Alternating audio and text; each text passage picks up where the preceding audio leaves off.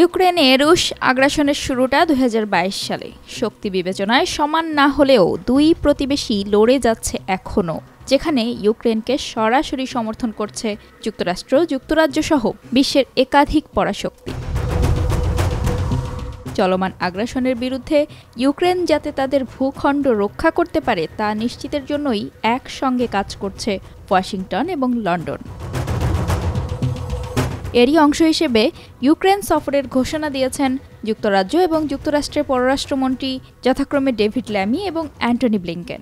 ১০ September লন্ডনে এক যৌথ সংবাদ সম্মেলনে তারা জানান, চলতি সপ্তাহের শেষ দিকে হতে পারে এই সফর।